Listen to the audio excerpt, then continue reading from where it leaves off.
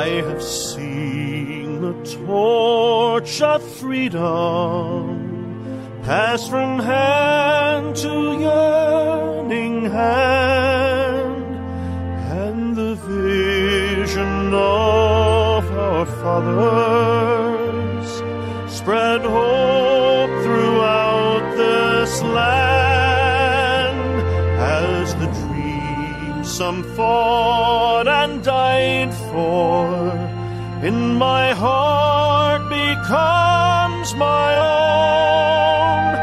I will strive to keep her promise, America, my home. America, America, may God bless America, and freedom reign across America, my home.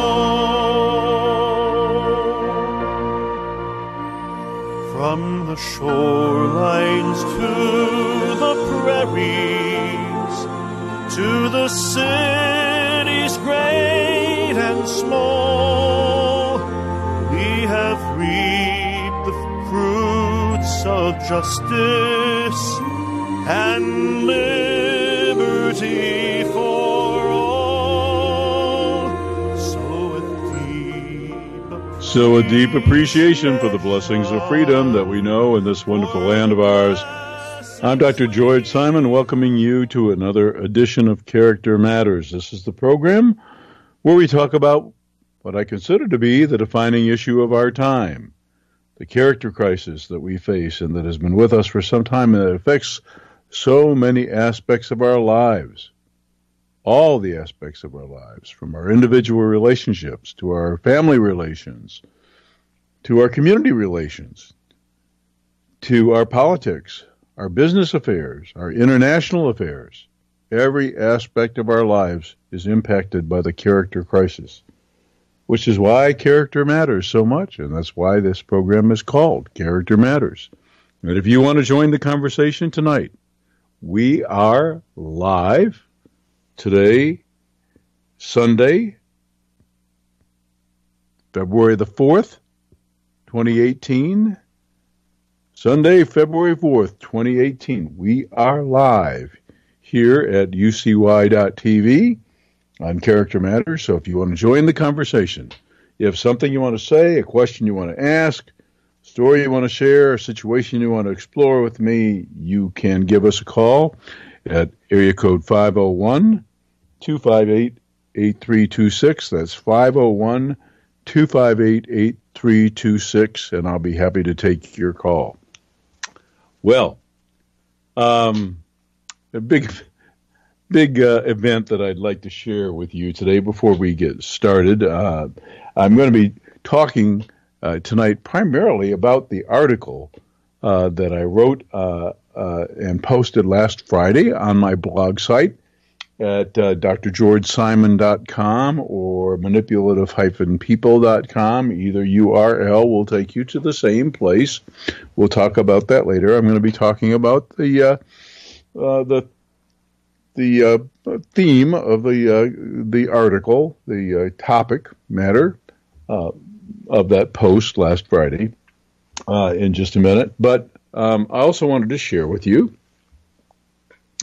that I celebrated my 70th birthday this weekend, and my lovely wife, Sherry, surprised me with the most incredible gift that I can ever remember really getting, and treated me to an experience that I've never had before, and in a housing in a housing vehicle. I don't even know how to say this.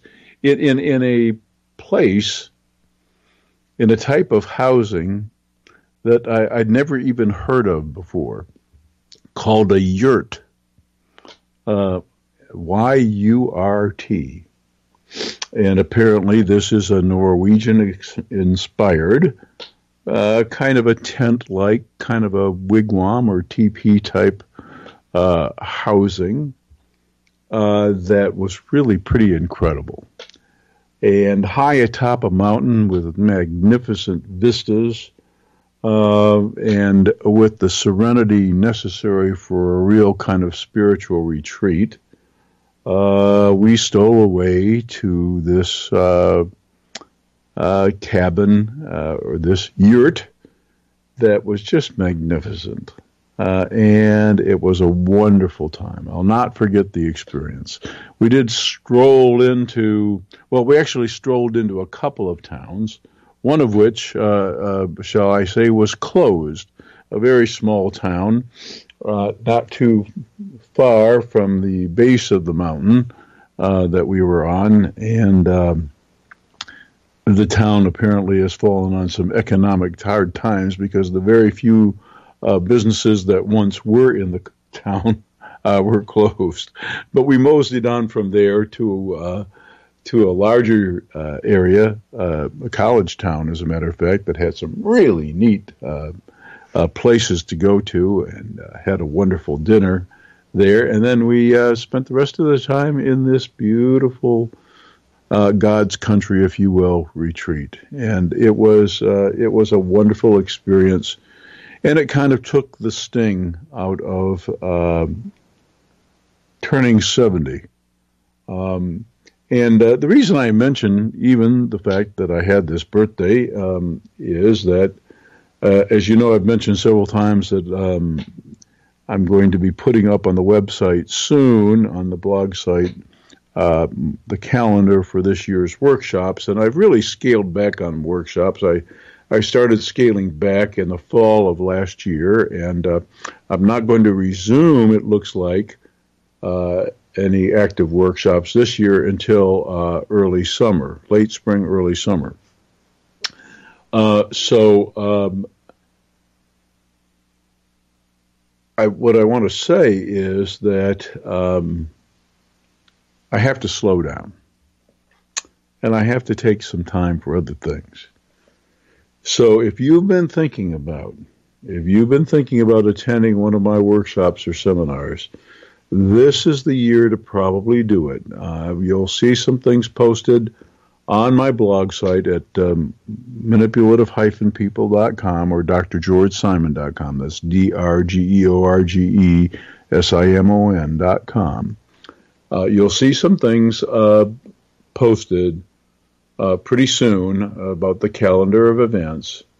And if you've ever thought about attending one of the workshops or seminars, this is probably the year to do it, because I'm not sure how much longer I will be doing these kinds of things. Probably not that much longer at all. As a matter of fact, this could be the last year. So just wanting to let you know that. But I also wanted to let you know that because the company I do my workshops through has been recently purchased by a giant, PESI, PESI International, a huge company that probably the giant in this industry.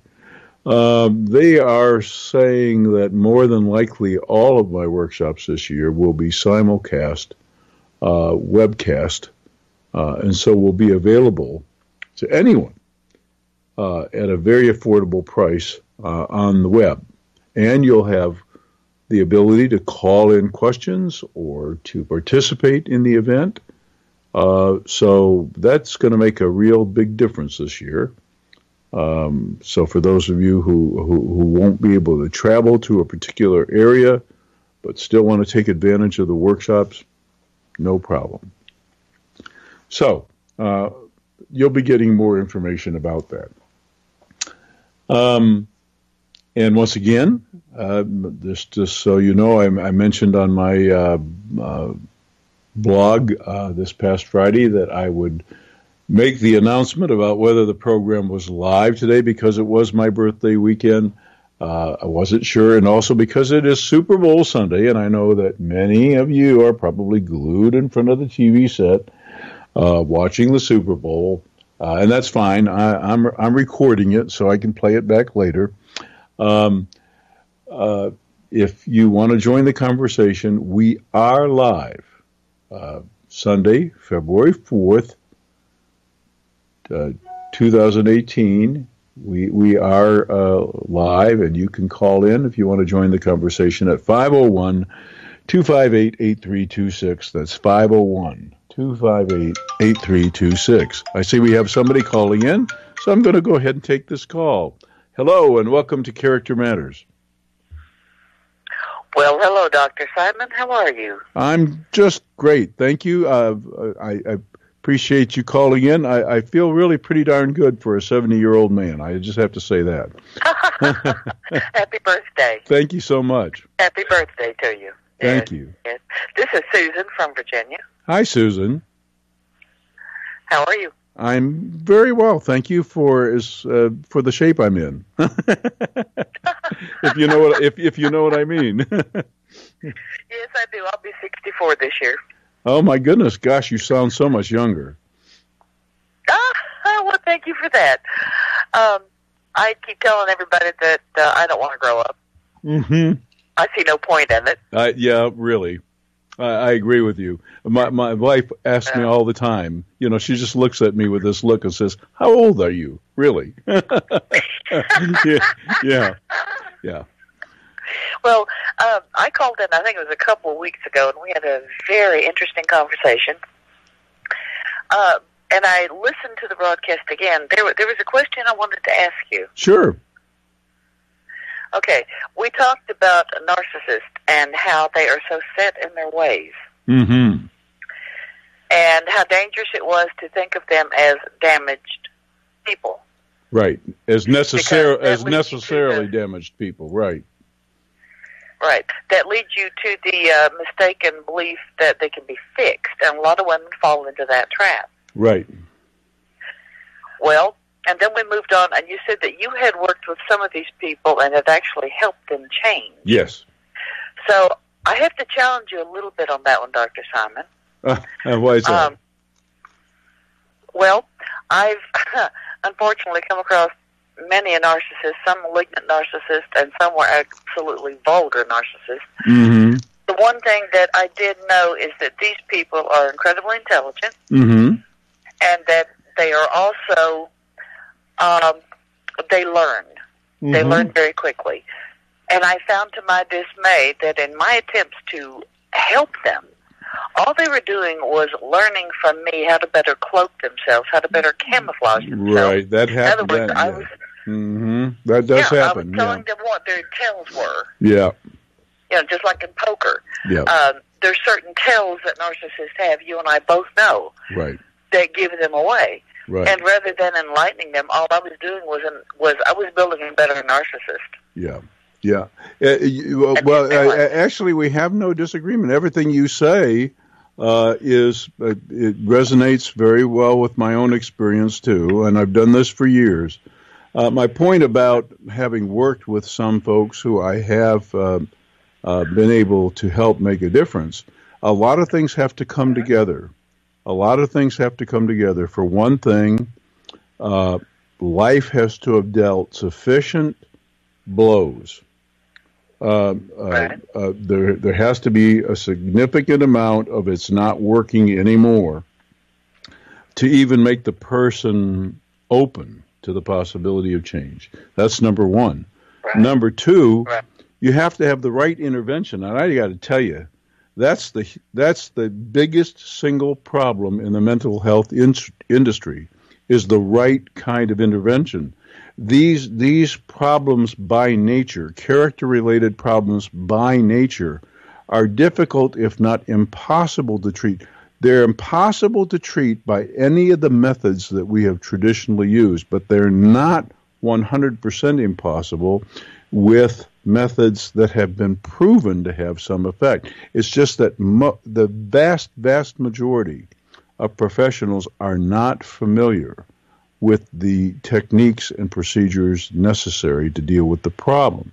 So you've got to have circumstances just right, motivation just right, intervention just right, and then on top of that, you have to have the kind of narcissism, and there are varying types. You have to have the kind of narcissism where the change will be real. And so you have to have all those things coming together to make it work. And because I've done this work for so long, over the course of 40 years or so, I've actually had a fair number of success stories. But I've also had way more, far more situations where, like so many others, I had to throw up my hands. So walk away. We're not on different pages here. Everything you said is correct. I wish I could say that the vast majority could be helped. It's not true. The point I was really trying to make that last time is that, and I'm going to be talking about this a little later in the program, is that this assumption that we've always made that people would always turn out just fine if they weren't damaged in some way, if they didn't experience some kind of trauma that arrested their growth or development or turned them bitter inside or caused them to repress unhealthy feelings. If they weren't basically wounded, they would turn out just fine. And the unfortunate reality of our character-disturbed age is that people aren't growing up, and they're not growing up healthily. So it's not so much horrible things that happen to them. The problem is what they don't learn in the way of pro-social behavior, what they don't learn in the way of getting outside their own sweet selves and caring about other people, retaining their childlike egocentricity, never growing up.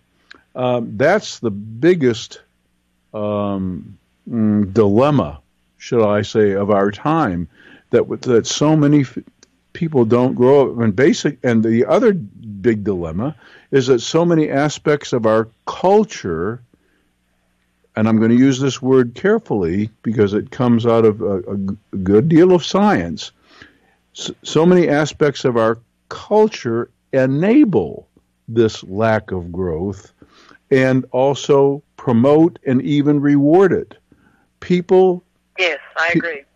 People, unfortunately, today don't have to grow up. They don't have to at all. In this age of entitlement, the one thing that I have found is that narcissists, they believe that everyone else thinks just as they do. That that's what they say for everyone. Yeah, that's what they say. Yeah, that's what they say. Therefore, life for them is a competition, even with those who are not competing with them. Right. Because they must win at all costs. Right. And your garden variety narcissist simply cannot grasp nor understand this. Therefore, they cannot take responsibility for anything they think, say, or do, because it's all about winning. Right. Yeah. Well, I'm going to pick a bone with you there because you use the word they cannot see it.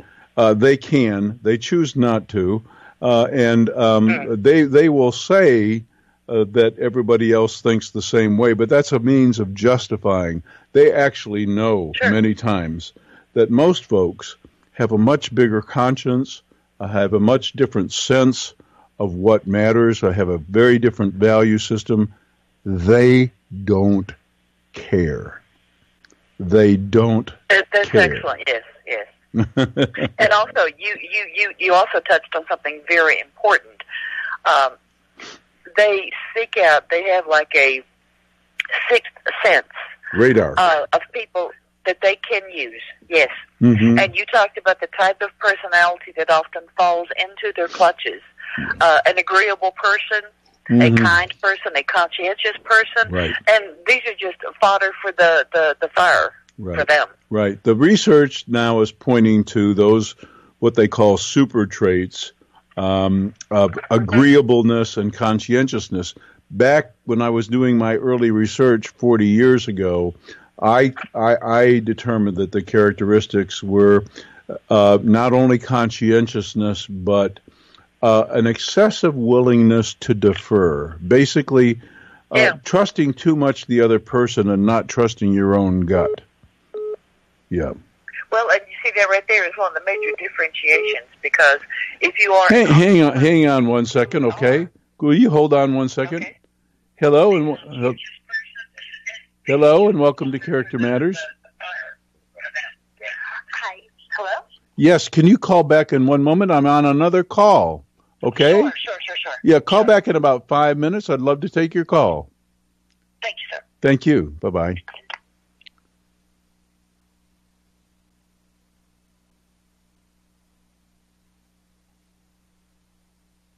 Are you there? Yes. Okay. We had another caller trying to get through, and I had to put him on hold for a bit.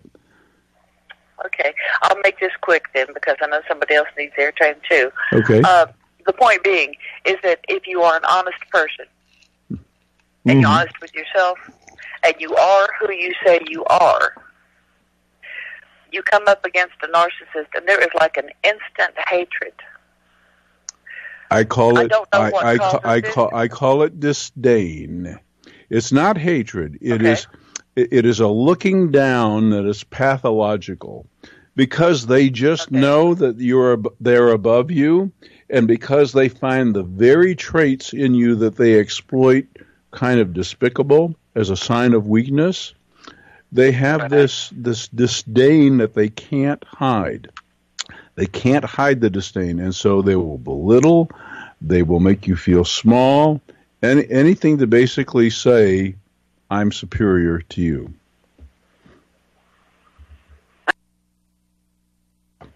Yeah, it is. I mean, it really is, because when you stop and think about it,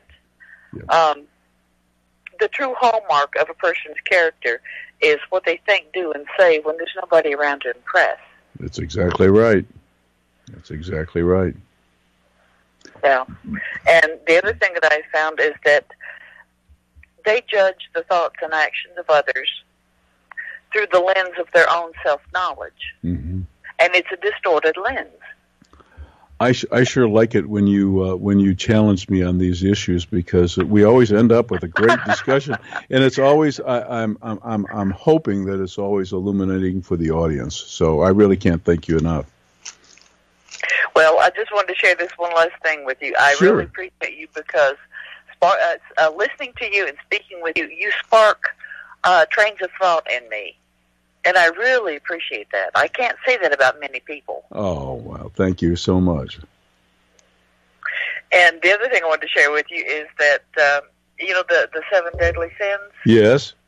Well, I'm guilty of one of them, because when it comes to food for thought, I am a glutton. You're a glutton. Yeah. Well, I suppose paradoxically, if you're going to have one of those deadly sins, you might just well die with that one, huh? Works for me. There's no hope for you. Thank you, Dr. Zahn. You're so welcome. Thanks for calling. I hope not. Thank you. Thank you much. Bye-bye. Wow, what a great call.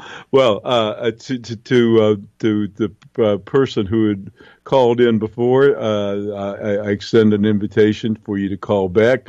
Once again, if you want to join the conversation tonight, the number to call is area code 501-258-8326. That's 501-258-8326, and I'll be happy to take your call. Boy, it's always good to engage in that kind of conversation, especially with someone who is a self-described glutton for the kind of information and mental challenge and information that our caller said she was.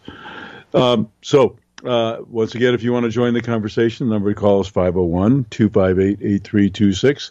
That's 501-258-8326, and I'll be happy to take your call. Well, I see we have our caller calling in, so I'll take the call. Hello, and welcome to Character Matters. Thank you, Dr. Simon. Thanks for taking my call. You're welcome. My name is Peggy, and we've spoken before, but I'm listening to your program this evening, and I was inspired to call with a question. Sure. I have been married to a spouse who is was diagnosed with NPD, and even if he wasn't, certainly he has what you would call, and I would acknowledge, character disturbance. Mm-hmm. But something happened recently that was, created a curiosity for me. We were told when we were trying to reconcile the marriage that there was some emotional incest with his mother, and some mixed up relationship there, and that he was in fact enmeshed with her. And I can say, as an eyewitness, it really, certainly the mother called a lot of shots in our relationship, and for a period of time. We were married for 31 years. He did seem to create distance and boundaries to a certain degree, but at the end of our marriage, he ended up returning to live with her for about 3.5 years, while we were trying to work through, the changes that were inevitable for us. And she just died recently, Lord rest her soul. And I was sort of surprised to hear my spouse speak about her as a person of character disturbance and with he wasn't labeling it this way, but he was saying all of the things that would be very easy for me to report to you about his behaviors. And so I wondered, how that fits into, knowledge, his own self-knowledge, or, and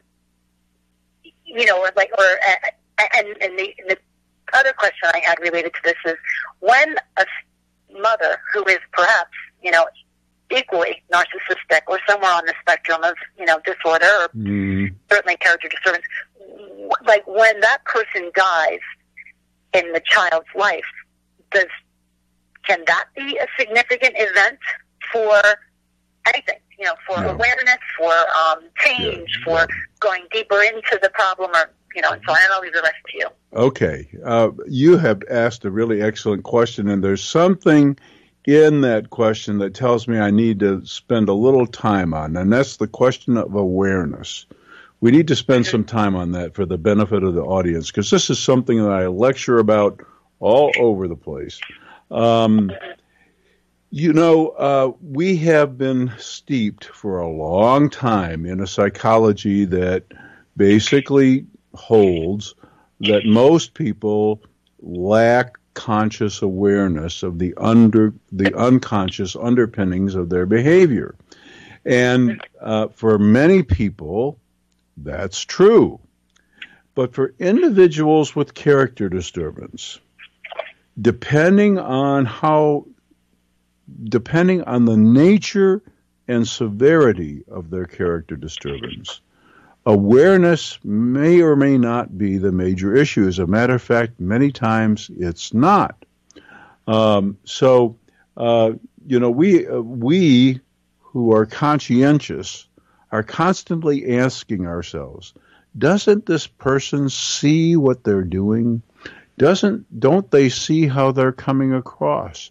Don't they realize how their behavior is impacting others, et cetera, et cetera?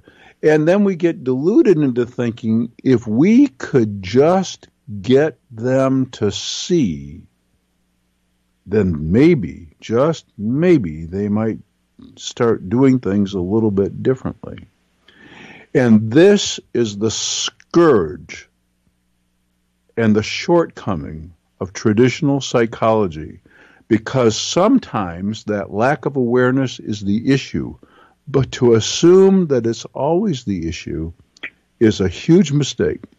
So in my workshops, I have these little phrases, these little rhyming phrases that I want the clinicians and the other attendees to take home with them.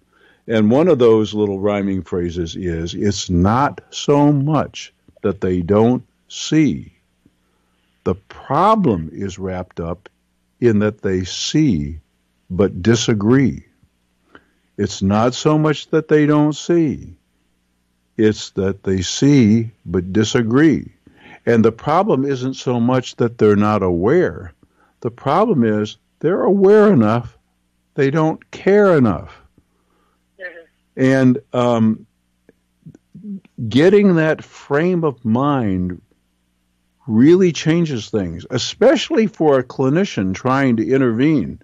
Because I will tell you, I know hundreds of therapists who have wasted countless hours and tons of money trying to get their narcissistic and otherwise character-impaired clients to see what they already saw. Instead of basically confronting the disagreement that's in their mindset about how to best interact with and get along with other people. So they don't really confront the problem head on. So I just really needed to make that point because I could hear that as part of the issue that you were addressing there. Yes. Don't assume that they don't see.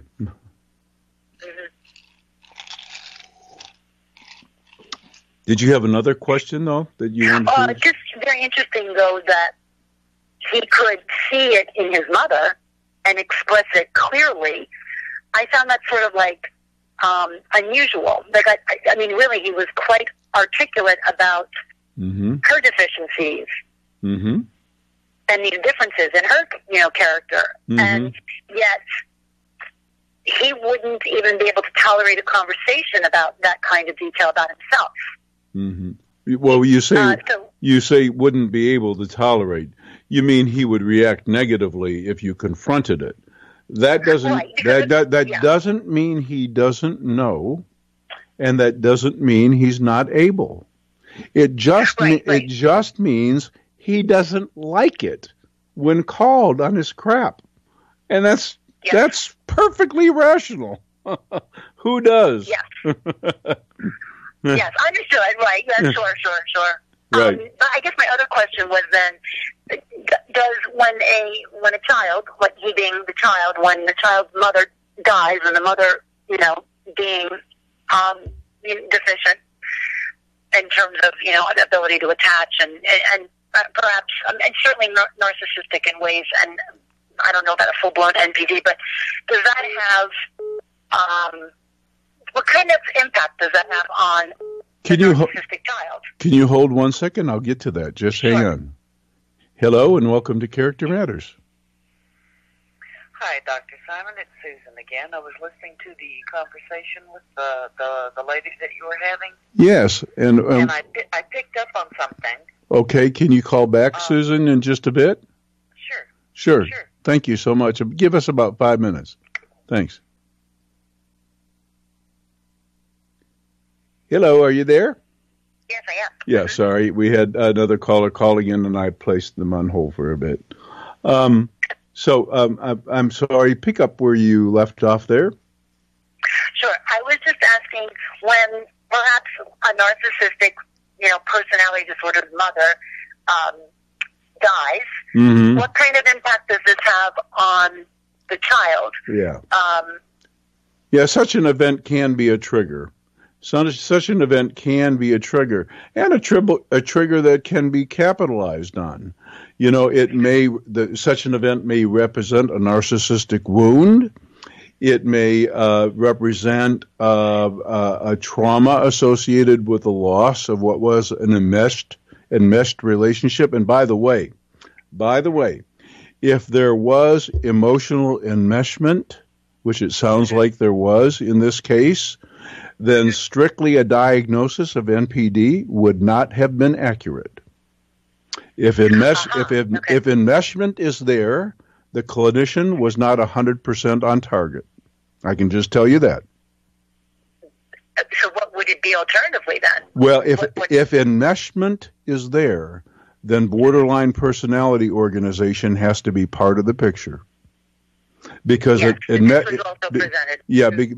enmeshment is a cardinal feature of that disturbance. So it wouldn't be sufficient to just slap the NPD label on. And I should tell you that this was absolutely presented.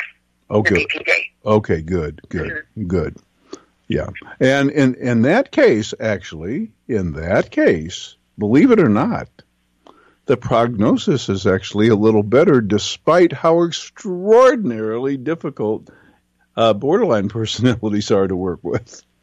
But actually, the prognosis is a little bit better because we have now developed well-researched and tried and true methods of helping these folks claim a more solid and adaptive sense of self. So, well, yeah. Okay. Yeah. Okay. Well, that's great. That's something that may be helpful for him. And you know what? You can find information on that. I have several articles on the blog. In my book, Character Disturbance, I really go into that a lot.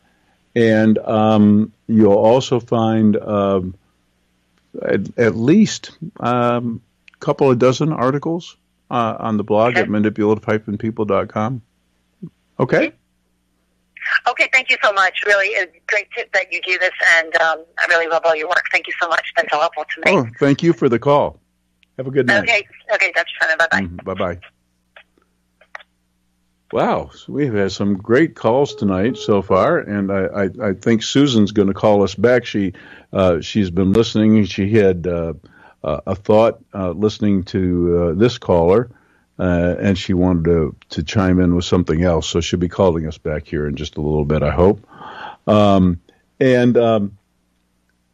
If you want to join the conversation, once again, I thought tonight, given that it's Super Bowl Sunday, I thought tonight might be a low call value night, but it's not turning out to be so. So let's see if Susan's calling back in here tonight.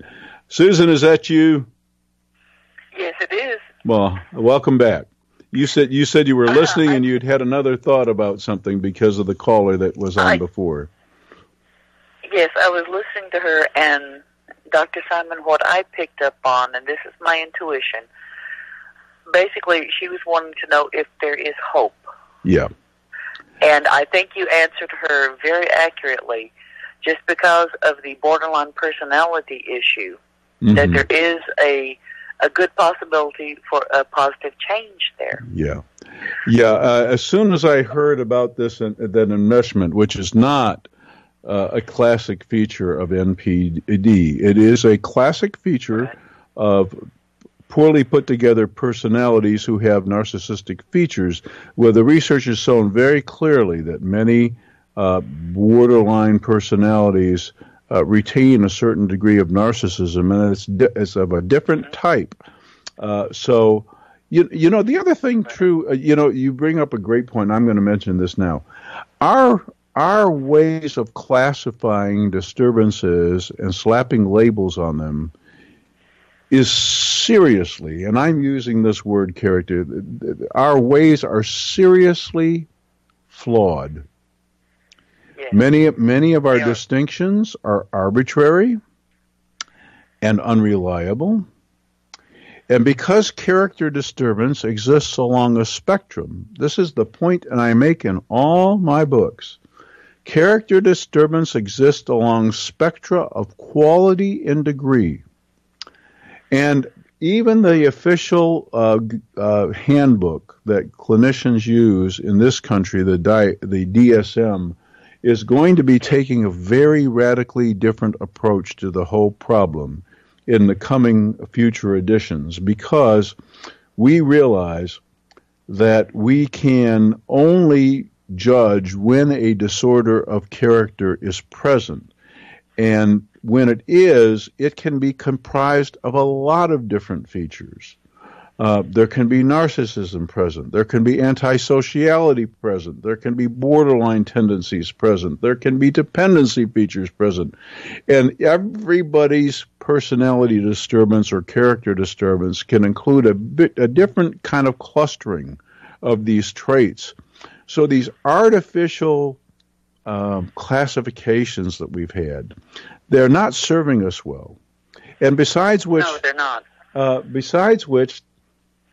Because most clinicians don't match the diagnosis with the course of treatment that's necessary, we have a major case of malpractice on our hands most of the time.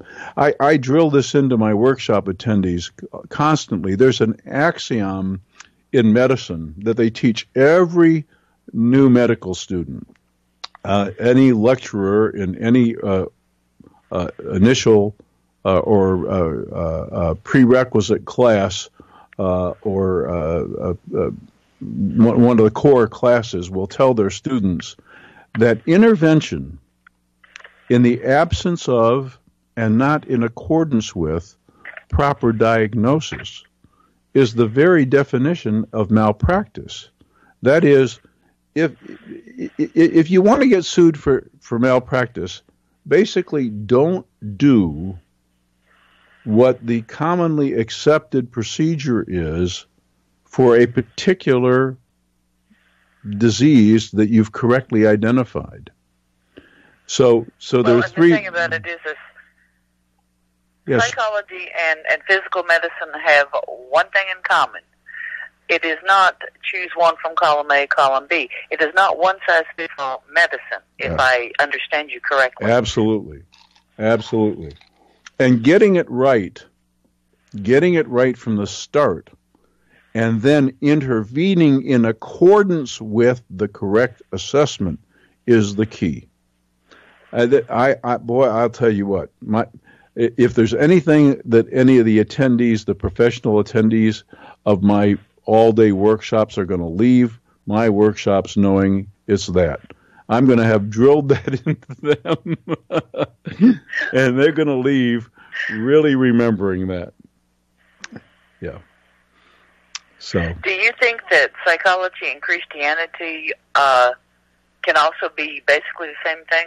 Is not Christianity a study of the best godlike characters? Think about it. The study of mankind. Let me put it this way. Our psychological ills very much parallel our spiritual the state of our spiritual development.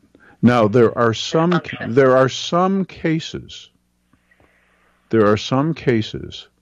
where it's strictly a matter of biology, but those cases are rare. In other words, there are some cases that the person's spiritual life is as sound as it can be. Even their emotional life is as sound as it can be, but their brain is not working. They truly have a brain disease that is rooted in something it didn't have to do with learning, and therefore the programming got off. It's just the wiring either wasn't right to start or broke somehow, and it's not their fault. Right. But those cases are rare. And unfortunately today what's happened is, because the other kinds of situations where it's not a matter of broken wiring, because those situations are so hard to deal with, especially with the traditional ways that we have tried to deal with them, we are trying to medicalize all kinds of problems that really aren't medical problems. They're psychological problems. They're spiritual problems. And we're trying to medicalize those problems and trying to treat them with pills that have some effect because they affect brain chemistry, but they're not a fix. They're not a fix at all. Well, they're basically, I consider them to be a malignant placebo in some cases, because they mask the symptoms that need to be addressed the most. Well, boy, you said a mouthful there. I could do a whole program on that. For example, I could do a whole program on the fact that, let's just say, for example, in my books, In Sheep's Clothing and Character Disturbance, and even in How Did We End Up Here, I talk about the behavioral formula for many depressions. And the behavioral formula for many depressions is when you invest your energy and your attention in something you haven't the power to control. It's very analogous to the learned helplessness paradigm.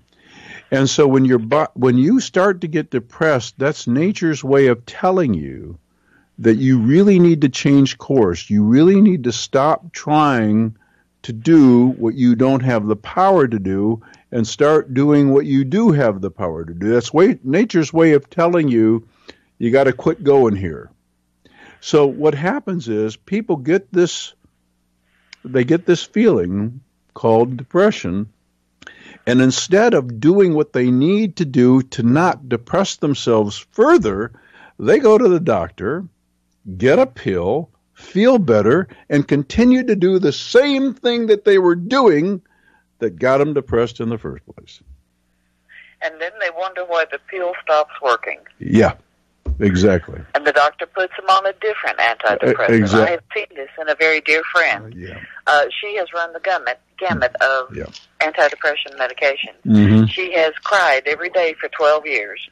Yep. Now, that said, once again, there are these rare cases where it is strictly a matter of something went wrong in the brain. And these people they didn't do anything to depress themselves. Something just happened. And these folks actually need the rebalance of biochemistry as best as we can do. Sometimes they even need procedures as drastic as ECT or something like that. It's pretty sad. So those cases do exist. I'm not here to say that that's every case.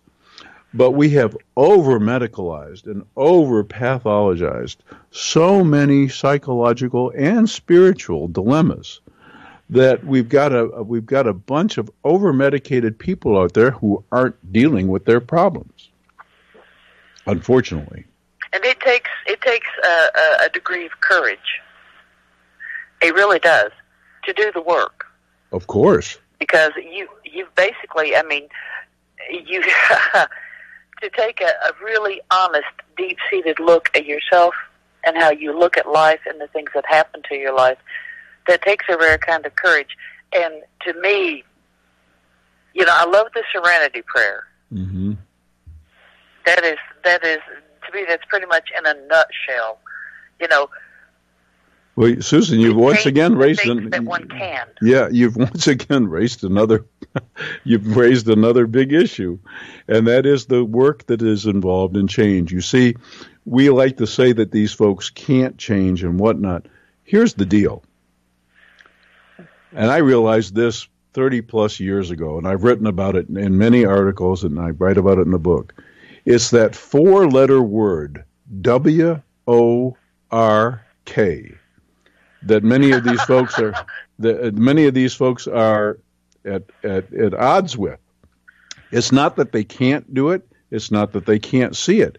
But they know at some level what would be required of them to modify the habits that they've developed over a lifetime and that appear to be, at least to some degree, working for them. They know the cost of change. And they don't have a mind. They don't have the necessary care or motivation or felt obligation, especially in this age of entitlement, to do the work. And that's where... And it's odd that you should say that. It's so odd you should say that, because going along with the theme of entitlement, is it not strange that one who would feel so entitled would not feel entitled to better themselves? Well, if so long, they're going to take the easy way out.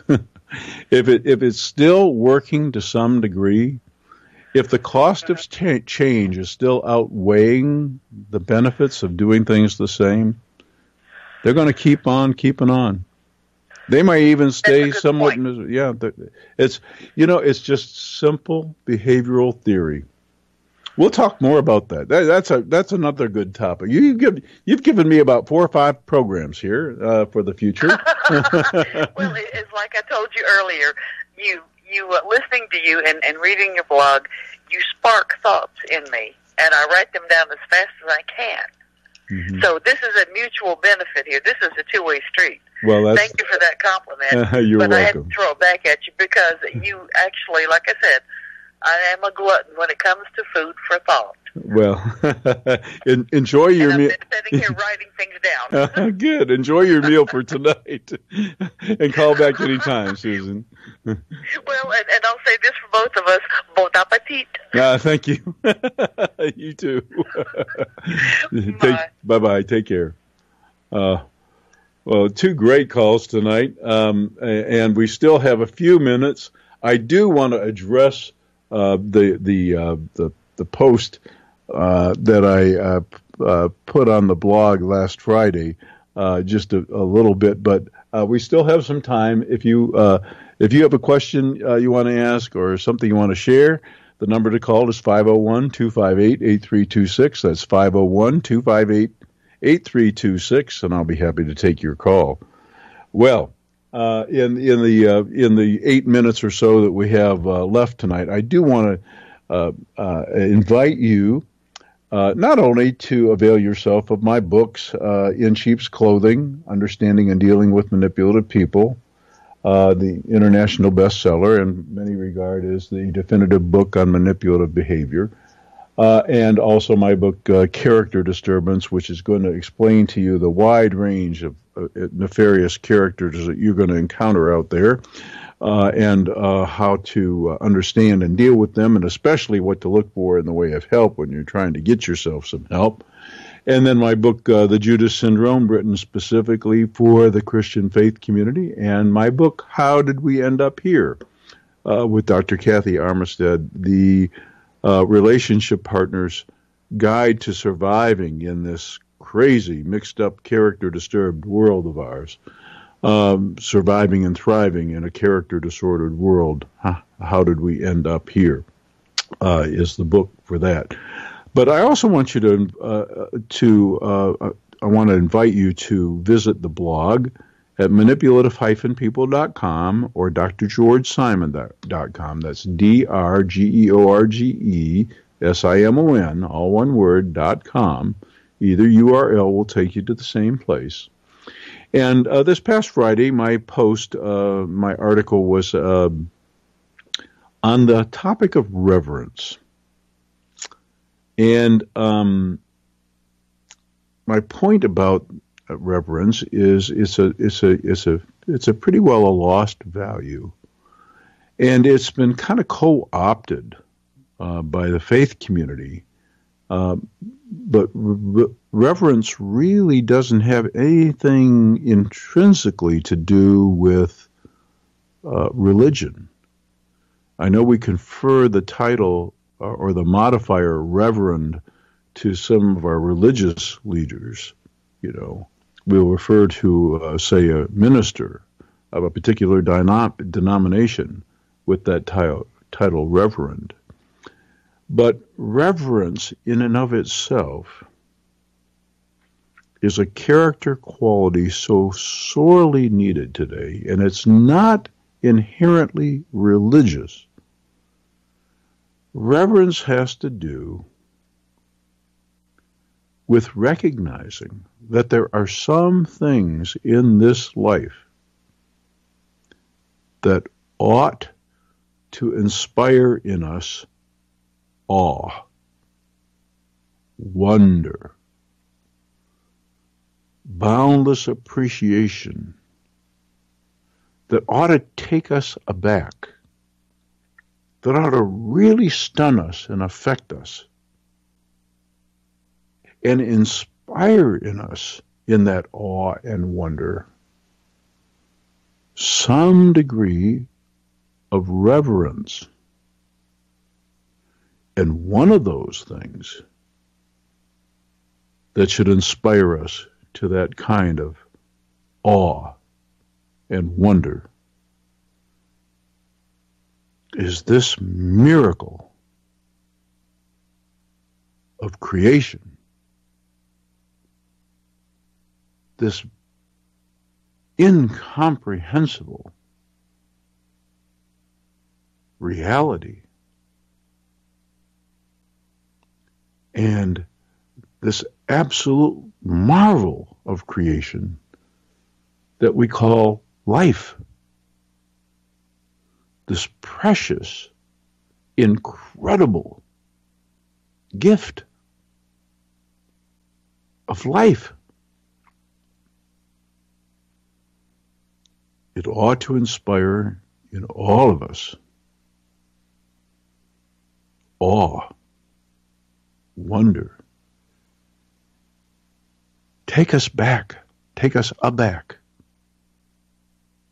Take our breath away. But this is the age and the culture of entitlement where everything is taken for granted and where reverence for almost anything, including life itself, is at an all-time low. So that's why I invite you to go to the blog at manipulative-people.com or drgeorgesimon.com. That's drgeorgesimon.com for what will be the first in a series of articles. I mean to give this as best a treatment as I can, because, you're going to hear, once again, at the close of the program, this beautiful theme song that my wife and I co-wrote that really has at its core sentiment what really has made our country great at times. It's not our economic might, which has always been pretty substantial, and it's not our military power, which is really substantial. That's not what has, at various times in our history, made us great. We've always been great when the character, the overall character of our people has been solid. Great people make for great countries. Character matters. And when we decide collectively that it's really going to matter to us again, when we decide the character will be one of those things that matters to all of us more than anything else, then we'll be on our way to restoring greatness in America. It all starts at the individual level, at the personal level. And that's really the sentiment of the song. You have to listen to it very carefully. I'm going to be working with our producer to tweak the opening bumper and the closing bumper so that you will, in fact, between the beginning and the end of the program, be able to hear the entire piece. I usually play it at major patriotic holidays, but we'll fix it so that you're able to hear it each time you listen to the program, and maybe the sentiment will become much more clear. So thanks for tuning in. I look forward to being with you again next week on another edition of Character Matters, although you're likely treated to a pre-recorded putting you in advance. So thanks for tuning in, folks.